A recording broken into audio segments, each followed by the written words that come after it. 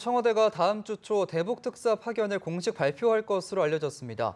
파견 시기와 더불어서 어떤 인물이 특사로 파견될지, 대북 특사가 현재 남북 관계에서 어떤 역할을 하게 될지 주목됩니다. 네, 관련 내용 두 분의 전문가와 함께 살펴보겠습니다. 김용현 동국대 북한학과 교수 그리고 신범철 국립외교원 교수 나와주셨습니다. 어서 오세요. 네, 안녕하십니까?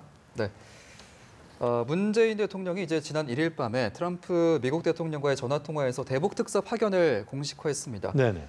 일단 파견 시기는 좀 언제로 예상을 하고 계십니까? 지금 파견 시기는 상당히 빨라질 수 있다 이렇게 볼 수도 있겠습니다. 예. 지금 아마 다음 주 초 정도에 특사 파견 발표가 청와대에서 있을 거라고 보고요. 그다음에 9일 날이 패럴 올림픽 개막식인데 네. 9일 날 전후로 한 시기 또는 그보다 더 앞선 다음 주 수목금 정도 이 정도에는 특사 파견이 이루어지는 그래서 굉장히 지금 특사 파견의 시점이 우리 코앞에 있다 이렇게 봐야 될 것 같고요. 예. 그동안 이제 북측에서 김여정 특사를 비롯한 방남단이 두 차례 걸쳐 내려왔지 않습니까? 네.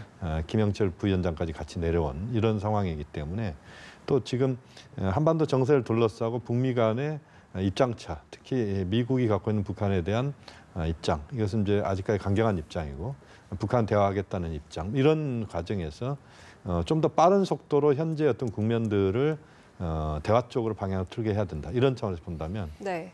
지금 시점에서는 그런 특사 파견이 빨리 이루어지면서 그것을 통해서 현재 한반도 상황들을 좀 안정적으로 관리하고 또 북미 관계도 좀 물꼬를 트는 이런 쪽으로 방향을 잡는다. 그렇게 보면 상당히 좀 차분하게 진행하면서도 특사와 관련된 부분은 좀 더 속도감을 내는 네. 이런 차원에서의 어떤 그 흐름이 지금 이어지고 있다 이렇게 봐야 될 것 같습니다. 네, 예. 다음 주 수목금 이전에 이제 열리겠다 이렇게 말씀해 주셨는데 또 어떤 인물이 파견될지도 지금 관심을 모으고 있습니다. 서훈 국정원장이나 조명균 통일부 장관이 지금 거론이 되고 있는데 어떻게 보십니까? 특사로 보내서 무언가를 풀기 위해서는 몇 가지 조건이 있다고 생각합니다. 네. 예. 무엇보다도 대통령의 통치 철학, 국정 운영 철학을 잘 이해해야 되는 것이고요.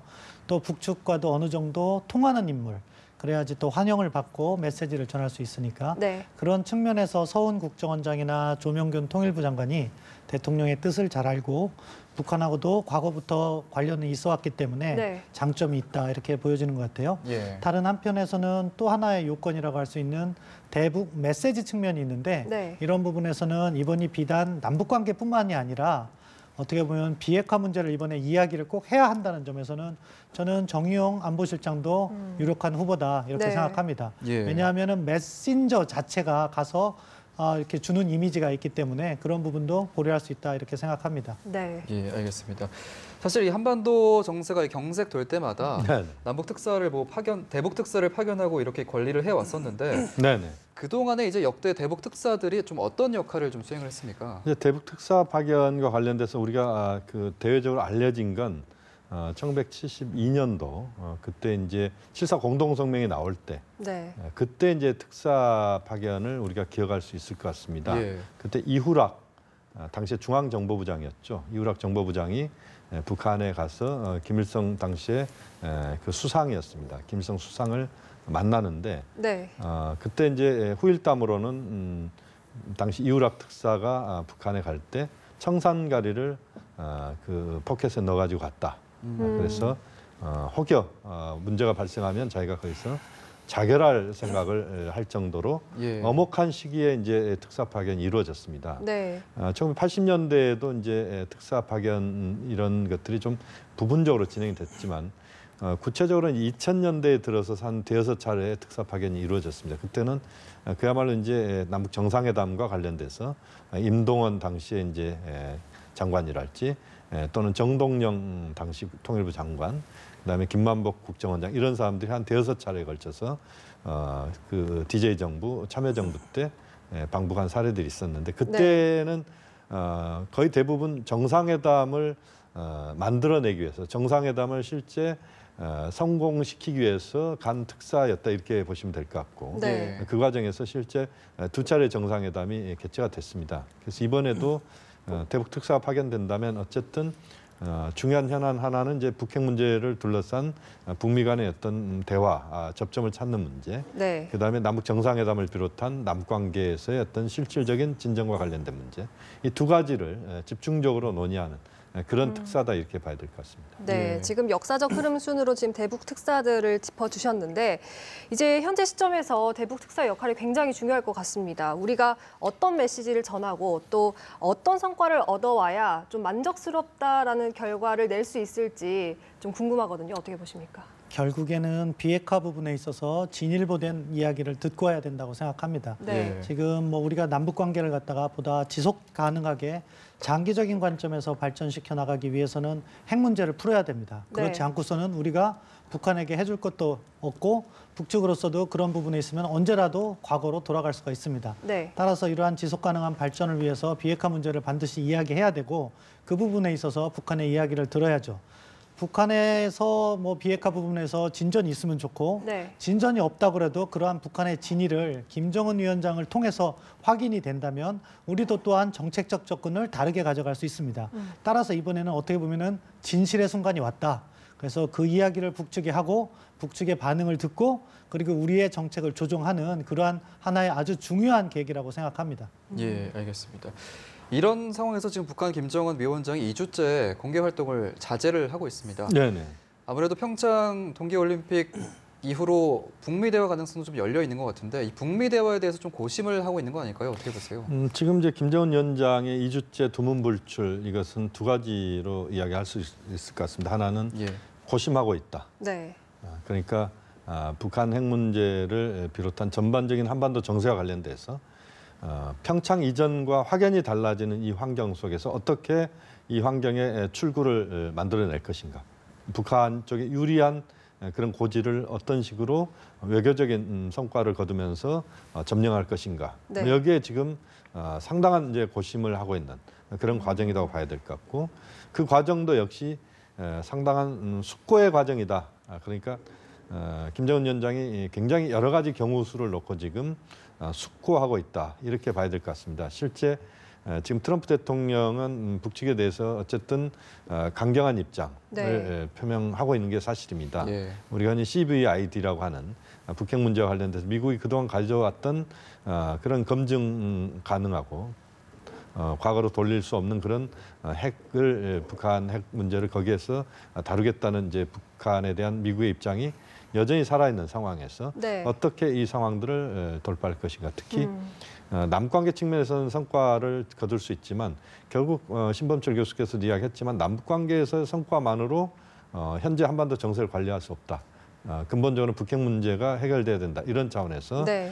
북한 입장에서는 어느 정도를 북한이 꺼내놔야 미국이 움직일 것인가. 예를 들면 북한 입장에서 7차 핵실험을 중단하고 그다음에 ICBM급 미사일 발사를 잠정 중단하는 우리가 흔히 모라토리엄이라는 표현을 씁니다만 네. 이런 정도의 상황을 북한은 만약에 북한이 꺼내들 때 미국이 어떤 수준에서 북한에 호응할 것인가. 예를 들면 한미 군사훈련이 곧 펼쳐지게 되는데 여기에서 미국이 군사훈련에서 전략무기의 어떤 전개를 이번에 안 한달지 이런 미국이 줄 수 있는 것들과 북한이 내놓을 수 있는 다양한 경우 수를 놓고 고민하고 있을 것이고 또 네. 남측에서 특사가 파견된다는 건 이미 북측에서 특사 내려올 때 남북이 상호 합의했다 이렇게 봐야 됩니다. 예. 그렇기 때문에 거기에 대해서 어떻게 반응할 것인지 이런 전반적인 것들을 지금 숙고 고심하고 있고 네. 또 거기에서 여러 가지 활로를 모색하고 있다 이렇게 봐야 될 것 같습니다. 네. 예. 이제 조금 전에 말씀해 주셨듯이 우리가 비핵화에 대해서 좀 진일보된 그런 결과를 내놓아야 할 시점인데요. 이번에 김 위원장이 문 대통령의 대북 특사에 대해서 어떤 입장을 보여줄지 궁금하거든요. 뭐 최상의 시나리오라고 하면 앞서 김용현 교수님께서 말씀해 주셨던 그런 모라토리엄을 하겠다. 핵실험과 미사일 실험을 당분간 안 하겠다. 네. 예. 또는 지금 과거 우리 정부와 미국 트럼프 행정부 간에 논의되었던 탐색적 대화. 그것은 조건 없는 대화거든요. 그러니까 네. 조건 없이 탐색적 대화에 임하겠다. 이 정도만 우리가 받아올 수 있다면 상당히 성공적이라고 생각합니다. 네. 근데 그 가능성은 현재로서 좀 불투명하다고 생각하고요. 지금 북한의 기본 입장을 보면은 저는 김정은 위원장의 신년사에서 잘 나타나 있다고 생각하는데 그 네. 부분은 핵무력은 보유하겠다.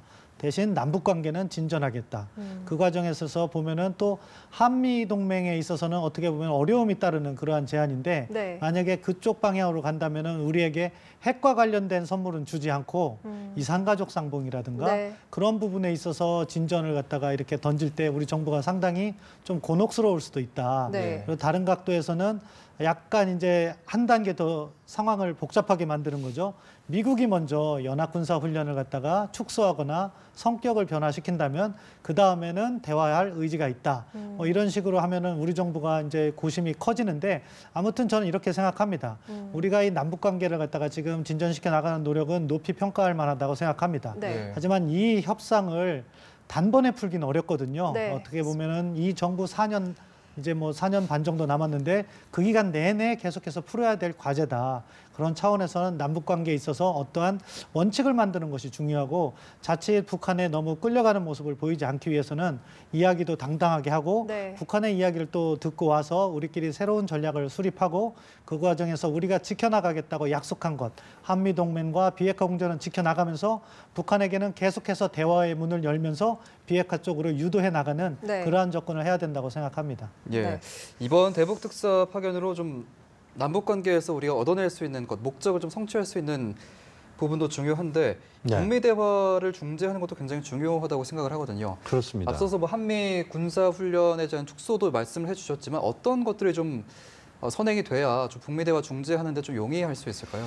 지금 말씀하신 것처럼 이번 대북 특사 파견에서의 핵심적인 것은 북미 간의 접점을 찾는 그 부분을 어떻게 문재인 대통령이 또 우리 특사가 중간에서 중개자 역할을 할 수 있느냐 하는 겁니다. 예. 네. 우리가 중매인 역할 이런 표현까지 씁니다만 실질적으로 지금 이제 중요한 것은 특사의 임무는 결국 트럼프 대통령의 생각 또 미국의 입장 이것을 정확하게 북측 김정은 위원장에게 전달하는 겁니다.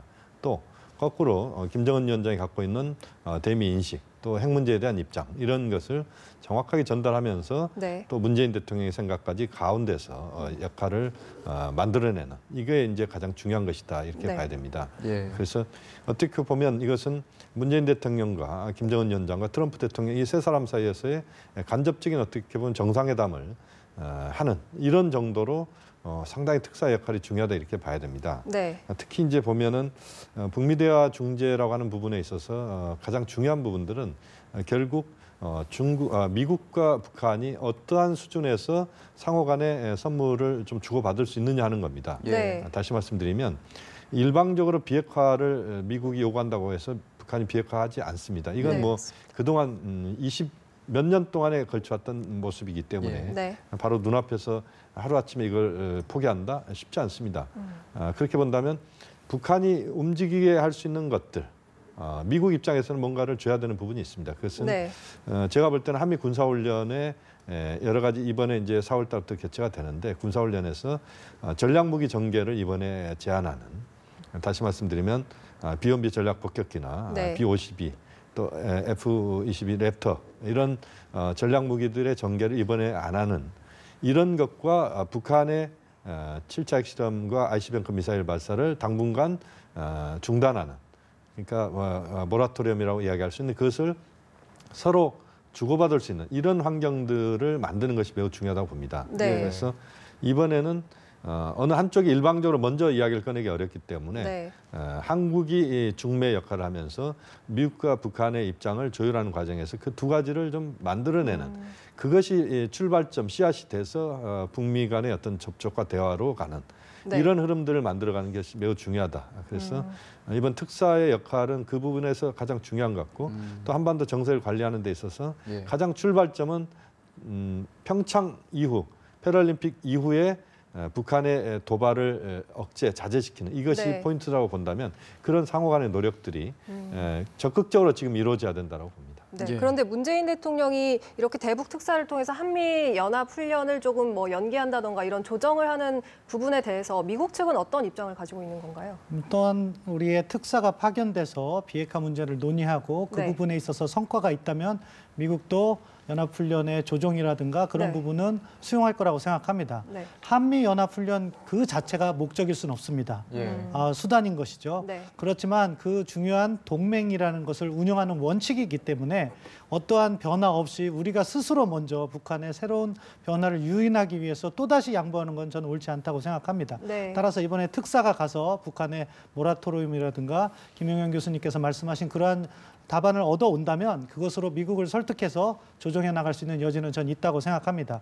이 과정에서 분명한 것은 북한을 우리가 대함에 있어서 북한은 자기 나름대로의 고유한 체제가 있습니다. 네. 그 부분을 우리가 많이 존중해 오고 그것 때문에 약간 어떻게 보면은 우리가 너무 북한을 많이 배려하는 것이 아닌가 하는 여론도 있는 것이 사실입니다. 네. 그 부분은 우리 국민들도 이해할 필요가 있다고 생각해요. 네. 하지만 이런 것들이 장기화된다면은 그러한 배려가 권리가 될 수 있다고도 생각합니다. 따라서 필요할 때 할 말은 하고 비핵화 부분이 참 어려운 부분인데 네. 이제는 그 말을 할 때가 됐다. 그리고 그 부분에 있어서 우리의 진정성을 잘 전달하면은 저는 북한도 너무 그렇게 어떻게 보면 목리를 부리지 않을 거라고 생각합니다. 왜냐하면 이 정부는 정말로 북한 체제를 전복시키려는 의도가 없다고 생각합니다. 예. 그렇기 때문에 평화 공존이라든가 네. 비핵화라든가 그런 부분이 설득할 여지가 있는데 그러한 부분을 이야기함에 있어서 너무 주저하다가는 자칫하면은 우리가 비핵화의 기회를 상실할 수 있다는 우려, 그리고 그 과정에서 중요한 한미 동맹을 훼손시킬 수 있다는 우려, 이런 부분까지도 잘 고려하면서 균형 있는 접근을 하자, 이렇게 말씀드리고 싶습니다. 네, 예, 알겠습니다. 슬기롭게 비핵화를 좀 이끌어내야겠습니다. 지금까지 김영은 동국대 북한학과 교수, 신범철 국립외교원 교수와 함께했습니다. 고맙습니다. 감사합니다.